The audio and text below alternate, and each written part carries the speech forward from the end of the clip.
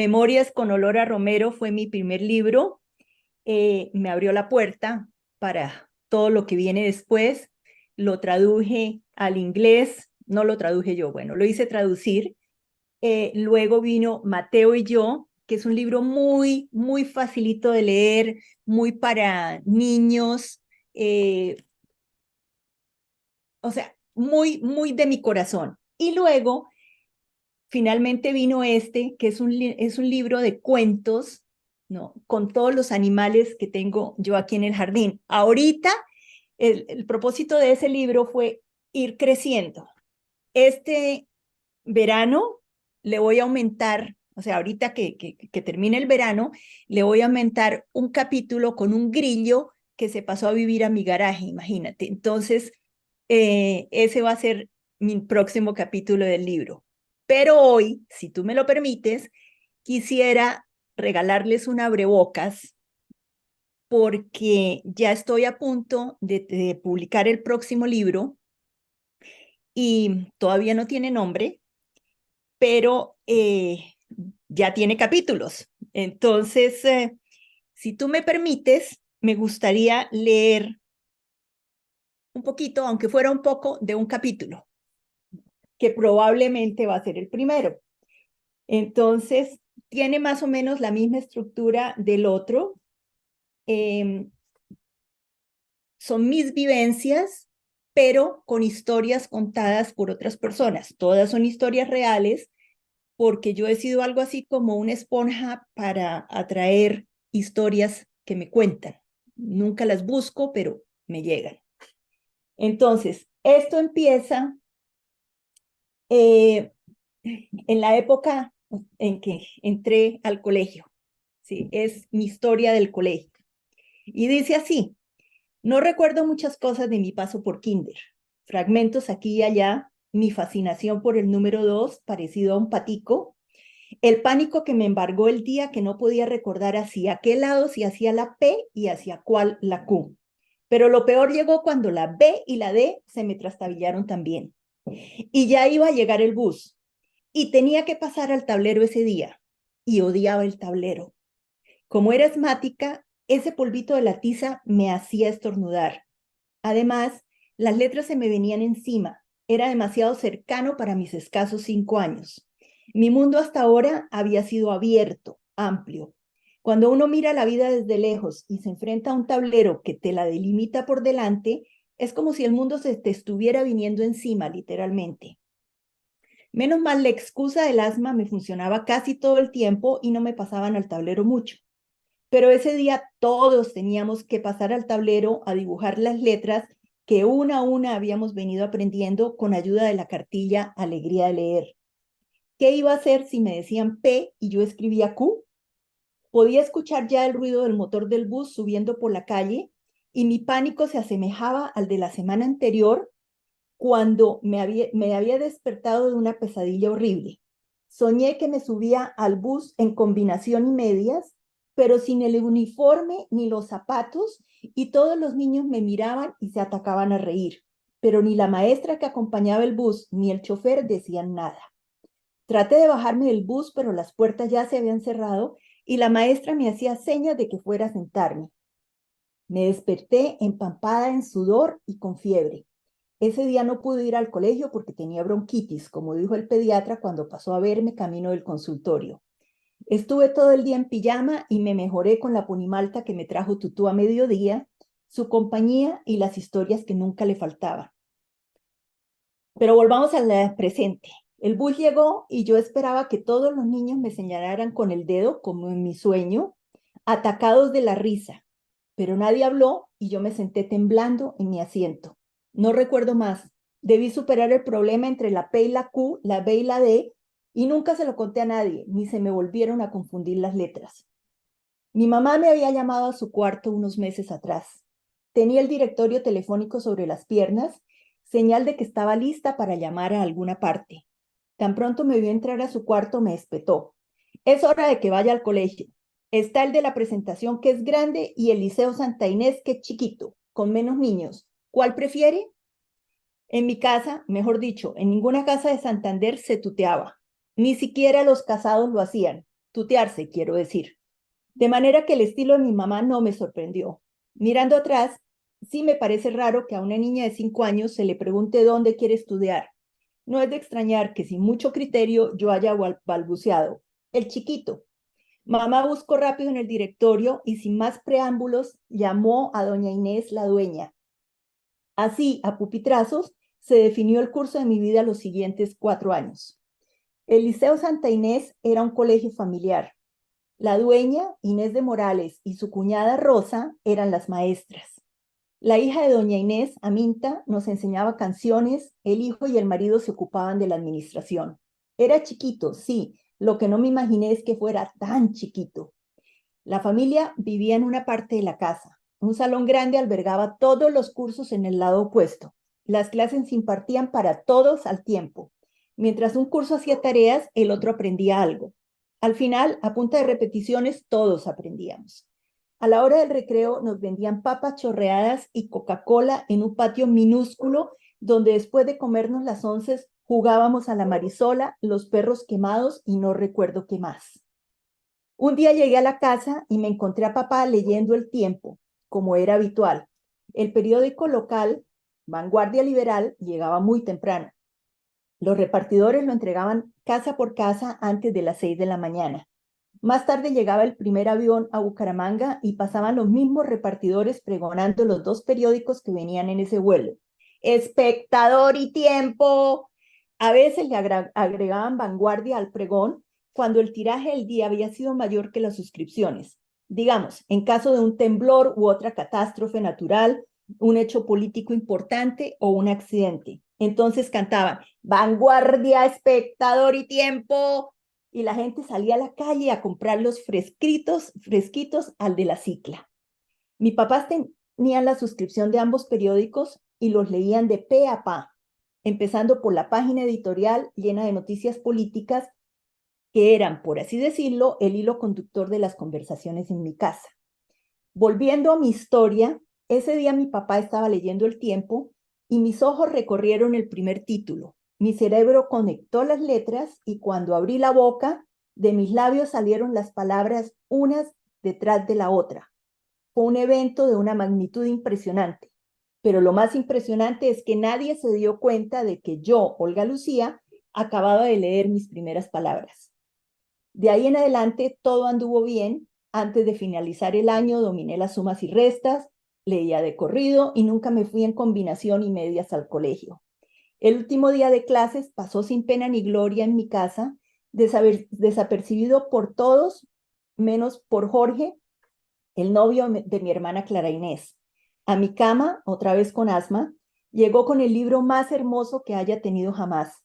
Era un libro de cuentos infantiles en encuadernación de lujo, con tapa dura, solapa y caja. Con el paso de los años se perdieron la caja y la solapa. Las tapas creo que también, o por lo menos no estaban en buen estado cuando lo regalé, pero el contenido me quedó grabado en la cabeza. Me aprendí esos cuentos de memoria. Tenían ilustraciones que eran una delicia, llenas de detalles y colores. No sé cuántas veces lo manoseé. Lo abrí, lo cerré, dormí con él y soñé con sus personajes. Cuando mi sobrino Roberto cumplió 2 años, se lo regalé, pensando que hacía el mejor regalo del mundo. Mi cuñada debió cogerlo con pinzas como si fuera un pañal cagado y tan pronto volteé la espalda, lo debió botar a la caneca porque en los años que siguieron traté de buscarlo en las bibliotecas de su casa y no lo encontré ni me dieron razón de él. Lo irónico de la historia es que recordara todo menos el nombre del libro. Un día en la biblioteca Luis Ángel Arango de Bogotá había una exposición de un ilustrador inglés. Entre miles de dibujos hermosos allí exhibidos, empecé a reconocer las ilustraciones de mi libro y gracias a Google encontré una copia casi idéntica. No era la edición de lujo, pero da igual. Para mí sigue siendo el libro más lindo del mundo. Mi primer libro, más no el único. Eso es parte. No sé si podamos, no sé cuánto tiempo tenemos, no sé si puedo seguir leyendo. Adelante, porque es un libro que nos deja mucho del que conocer y de nosotros también nos revolvemos, por qué la P, la Q, la B, entonces, adelante, Olga. Bueno, eh, Cuando empecé el primero de primaria, las cosas eran distintas. Ya no era la niña nueva que confundía las letras, tenía pesadillas y jugaba a los perros quemados. A propósito, no sé cómo dejan a los niños jugar con esas cosas. Había dos bandos. Uno preguntaba, ¿cuántos perritos hay en el horno? Y el otro contestaba, 21 y uno quemado. Después todos coreaban, quémenlo, quémenlo hasta que parezca un chicharrón. Y el último de la fila se daba la vuelta y quedaba quemado. O algo así. Ya no juego a eso y no me acuerdo de más, pero estoy segura de que me debió dar más de una pesadilla. Las dos bancas de atrás de la parte izquierda del salón de clases eran para los niños de primero. En la de adelante se sentaban los más chiquitos. A mí me tocó en la de atrás junto a Juan Manuel, mi vecino, y a Bernardo, el hijo de un amigo de mi papá, que también vivía cerca. Ese niño era muy querido y refinado, pero no terminó el año porque a su papá lo trasladaron a Bogotá. Juan Manuel y yo nos volvimos inseparables. Hacíamos todo lo que los novios hacen, menos cogernos de la mano. Comíamos ajos con sal sentados en la barda de mi casa. Un día los traía él, otro día los proporcionaba yo. Nada podía ser más romántico que eso. Hasta que un día me mostró un cigarrillo que le había sustraído al papá, que siempre dejaba el paquete sobre la mesa del comedor y salía a fumar al jardín. Con ese gesto tan generoso de compartir su pillaje conmigo, me sentí obligada de corresponder hurtando un paquete completo de Camel del archivador de mi papá que tenía llave, pero lo otro que tenía papá era un par de hijos de mente precoz. Bernardo y yo habíamos descubierto que si dábamos puños cerca de la cerradura del archivador, el cilindro salía. Hacía meses que habíamos escarbado en todos los cajones buscando tesoros, pero solo encontramos papeles aburridos y el cartón completo de cigarrillos que guardaba ahí. Siempre teníamos la precaución de dejar todo como lo encontrábamos y volver a hundir el cilindro.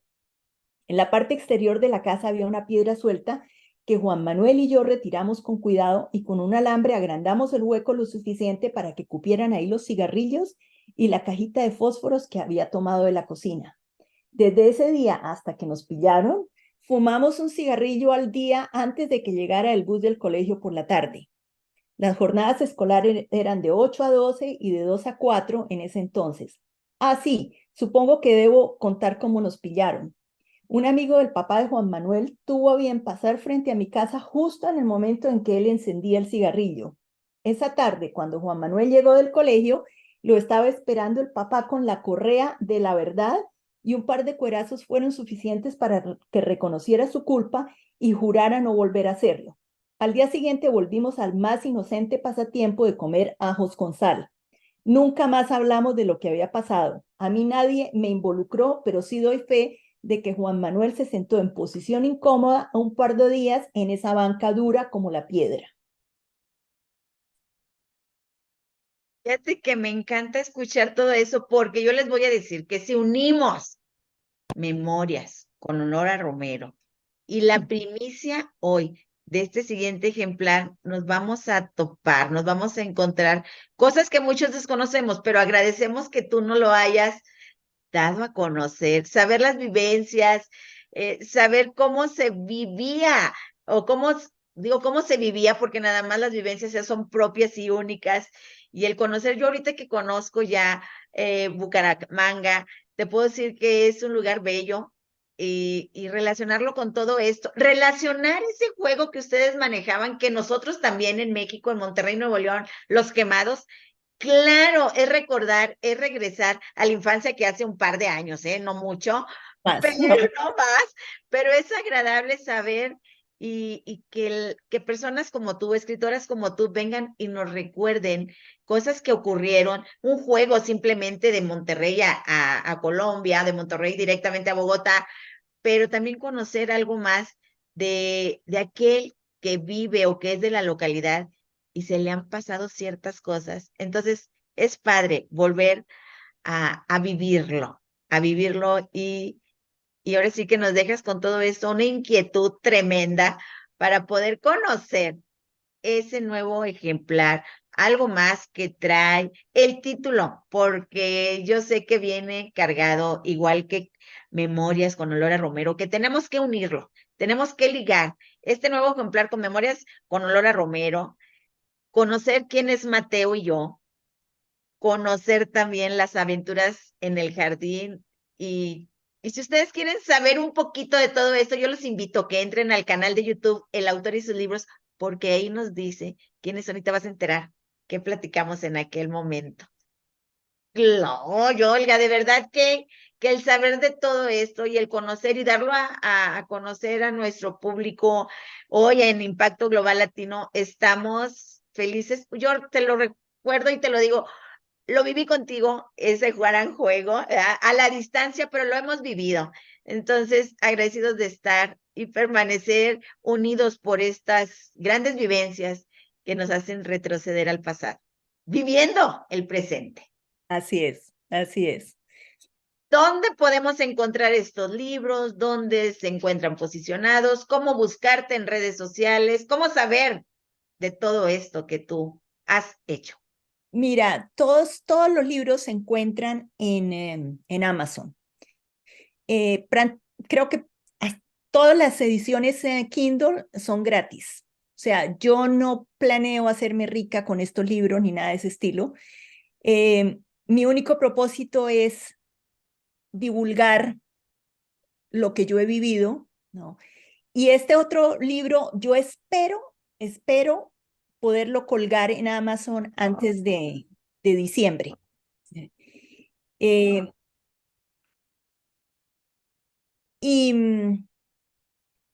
y bueno, o sea, la verdad es que lo único que me falta es armarlo, buscarle el nombre.